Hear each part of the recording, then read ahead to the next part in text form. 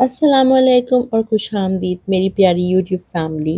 ये जो पुडिंग देख रहे हैं ना, ये मेरी कज़न अभी नीचे से लेकर आई है। एक मेरे हस्बैंड ने फिनिश की और अब ये दूसरी मैं खाने जा रही हूँ। पता तो लग गया होगा कि आज मैं फिर से अपनी मामा की तरफ हूँ। तो मैं अभी ऊपर पप्पो की तरफ आई हुई हूँ। तो ये सोफ़े पे मेरी पप्पो की जो बिल्ली है ना, उसने 3 बच्चे डिलीवर किए। एक्चुअली बच्चे उसने नीचे सोफ़े के नीचे डिलीवर किए और वो फिर ऊपर उनके सोफ़े पे आके बैठी और वो बेचारी जिस चीज़ का उनको डर था ना, वो ही हुआ और ऊपर उसने सोफ़े को जो है ना बिल्कुल मेसी कर दिया। तो ख़ैर उन्होंने कहा कि ये भी क्या याद करेगी, फिर भी उसका बहुत अच्छे से ख़्याल रखा और उसको जैसे ही उसकी हालत अभी आप देख सकते हैं कैसी जो है ना संगीन बड़ी नाज़ुक हुई हुई है। तो चलें आज का हम व्लॉग स्टार्ट करते हैं। आज का टॉपिक जो मैंने सिलेक्ट किया है ना, वो बहुत सोच समझ कर किया है। वो है सेल्फ मोटिवेशन।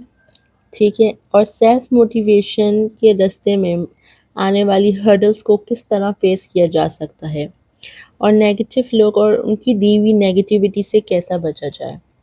एक्चुअली ये जो नेगेटिव लोग होते हैं ना, वो अपने ही माइंडसेट की और अपनी अपब्रिंगिंग की वो अक्कासी कर रहे होते हैं कि वो उनकी जो अपब्रिंगिंग हुई हुई है वो किस तरह की है और उनका जो मेंटल लेवल है ना, उनका जो माइंडसेट है वो कितना डीमोटिवेटेड है।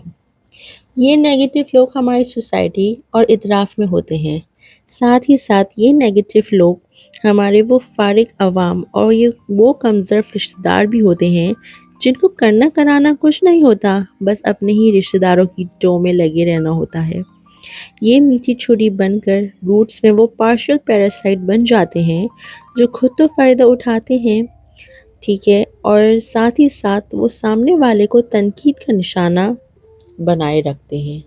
वो अपनी मतलब बदी की जो गठरी है ना वो बढ़ाते रहते हैं और सामने वाले की जो बदी की गठरी होती है ना उसको वो कम करते रहते हैं। तो दरअसल ये माशरे के वही बेवकूफ़ लोग होते हैं। तो ये दरअसल रहम के मुस्तहिक होते हैं। अल्लाह में इनको हिदायत दे और ये हकीकी मायने में कुरान को समझें और उसको फ़ॉलो करें। तो एक्चुअली ये मासूम और कमज़ोर लोग यही होते हैं। बात सख्त है पर तुलक हकीकत है। हाउसवाइफ जो होती हैं ना, वो दरअसल घर की रानियाँ होती हैं। अपने आप को हमेशा सेल्फ मोटिवेट रखें। ठीक इसी तरह मैं भी एक हाउसवाइफ हूँ, लेकिन मैं अपने आप को मोटिवेट रखने के लिए ऐसा क्या करती हूँ?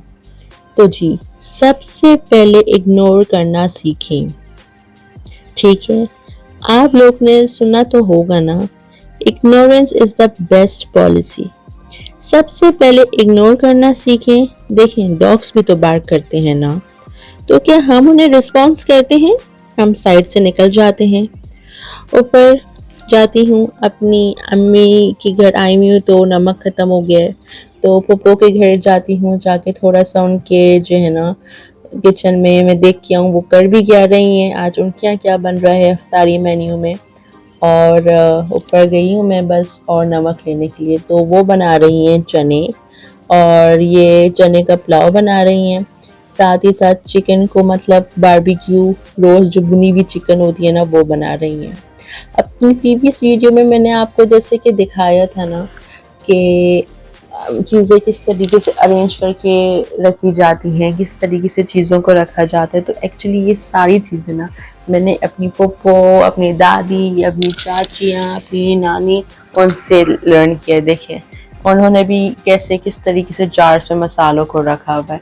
अच्छा, ये जो आप देख रहे हैं ना, ये इनका जो टी पार्टी सेट है, ये मुझे इस कदर पसंद है ना, मैं आपको बता नहीं सकती। ये मेरी कज़न जो फातिमा है, मेरी फुप्पो की बेटी, तो ये उसके ये बचपन के वो टॉयज़ हैं जो अभी तक उन्होंने संभाल के रखे हुए हैं।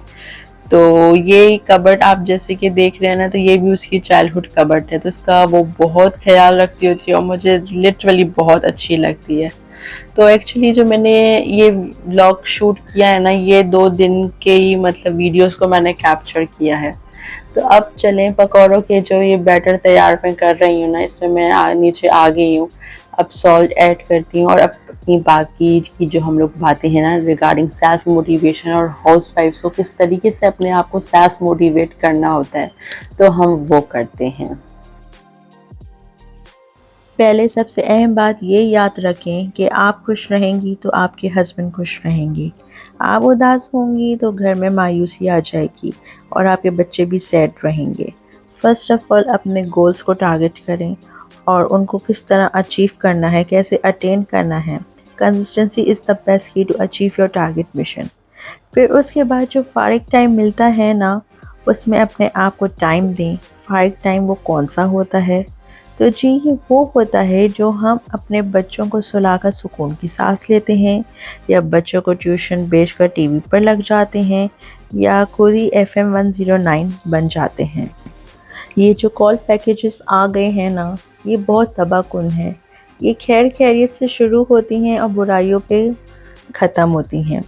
ज़रूरी नहीं कि सब एक जैसे ही होते हों, कि खैर खैरियत से शुरू होते हों, साथ ही साथ घी भी डालते हों, और इख्तिताम तक जब पहुँचते हों तो वो अपनी बुराइयों की गठरी को बढ़ा देते हैं और सामने वाले की गठरी बुराइयों की कम कर देते हैं। कुछ नेक लोग भी होते हैं। हम एक्चुअली बात ये है ना, हम सिर्फ नेक दिखने का दिखावा करते हैं।